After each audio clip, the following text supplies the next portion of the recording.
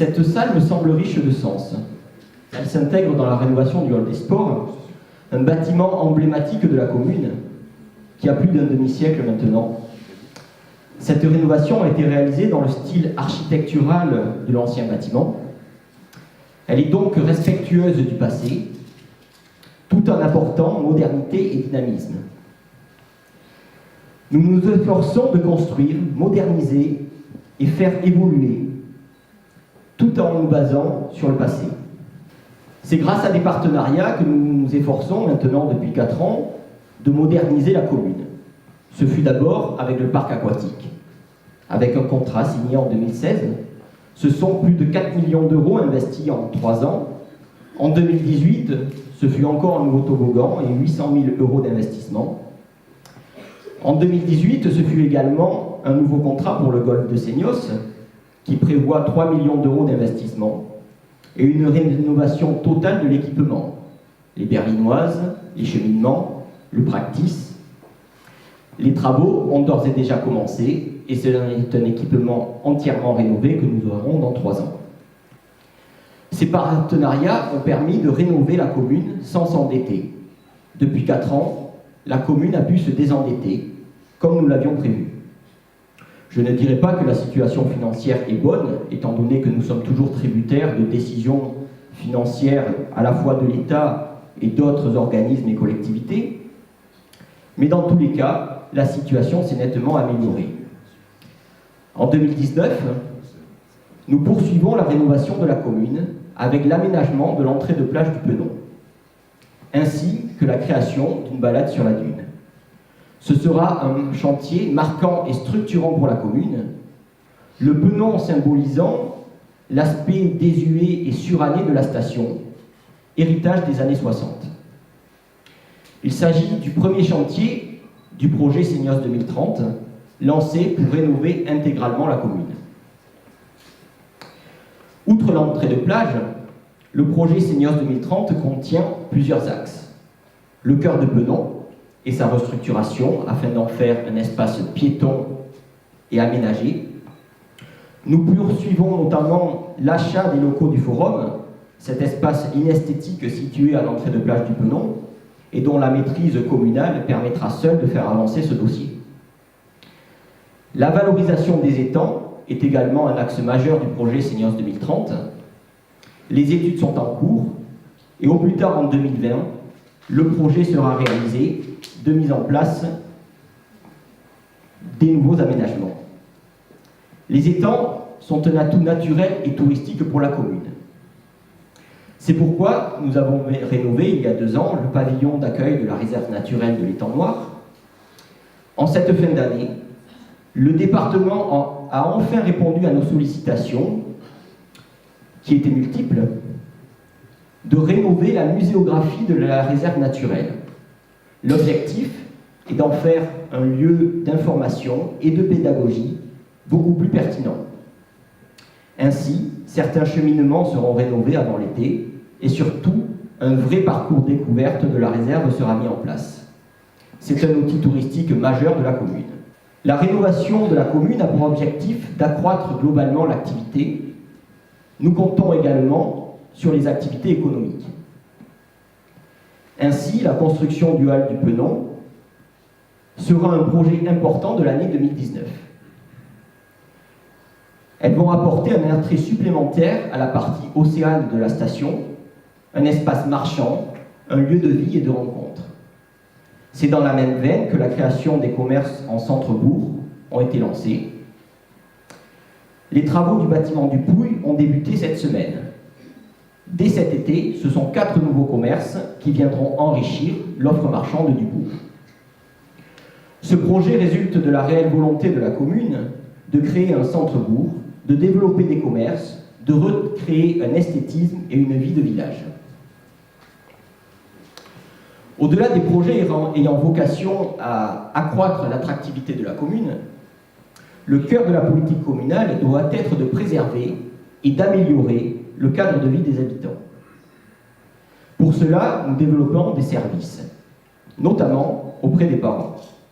Ainsi, après la création d'une microcrèche en 2017, nous avons lancé le projet de création d'une seconde microcrèche en 2019, afin de répondre aux besoins et aux attentes des parents.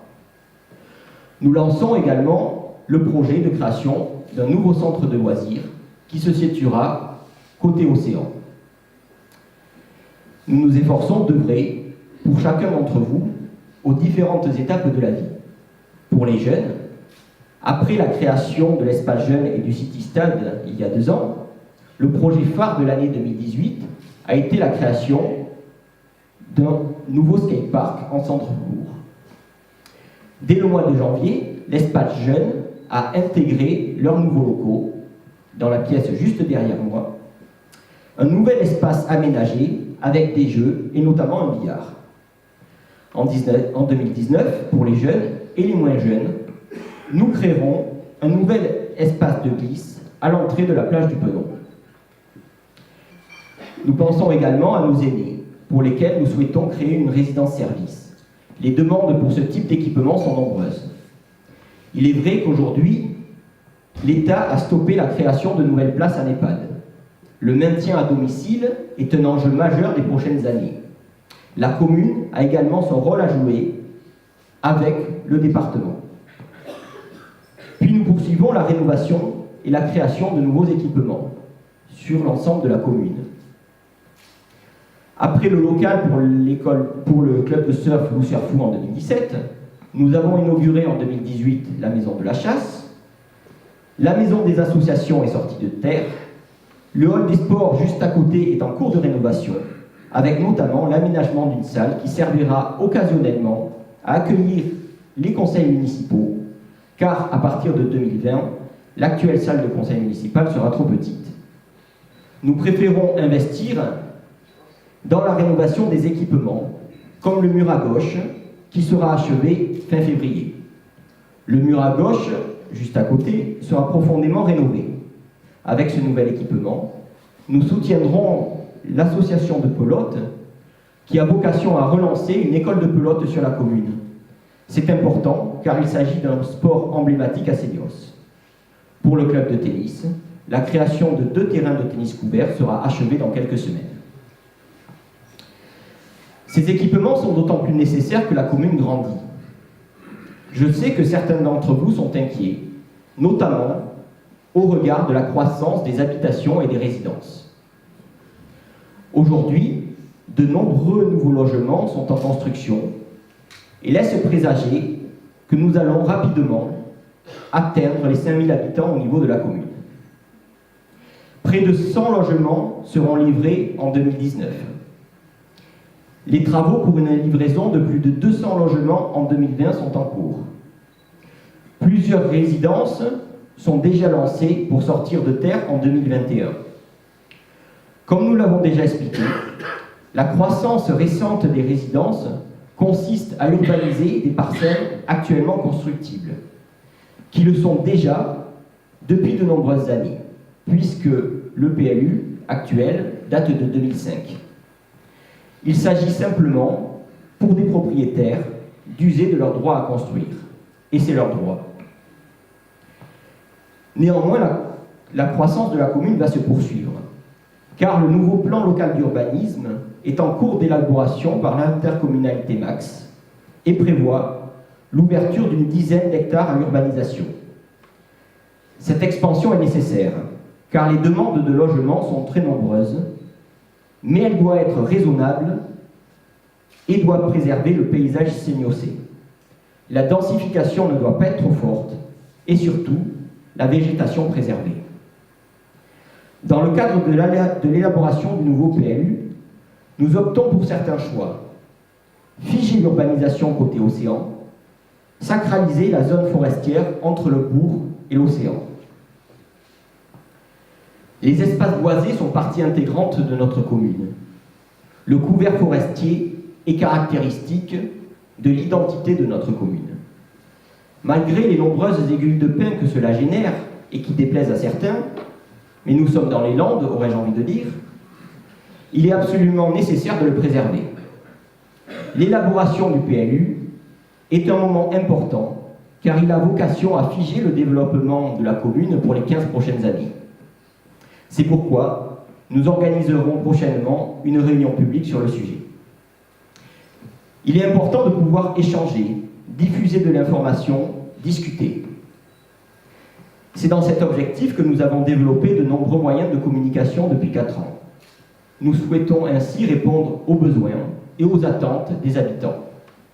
Site internet, SMS, gazette, réunions de quartier sont des moments importants d'écoute et d'échange, tant pour exposer les problèmes que pour présenter les projets. En 2018, le portail Seignos en ligne, nouvel outil de gestion des relations avec les habitants, est venu proposer un moyen supplémentaire pour répondre à vos attentes et à vos demandes. Répondre aux attentes et aux problèmes des administrés est un processus parfois long. Ce fut le cas avec le projet de gestion des inondations, dont vous pouvez voir une présentation à votre droite. C'est un projet phare inscrit dans notre programme en 2014. Et c'est avec un immense plaisir que je vous annonce aujourd'hui qu'il est achevé. Je souhaite m'attacher à l'historique de ce dossier.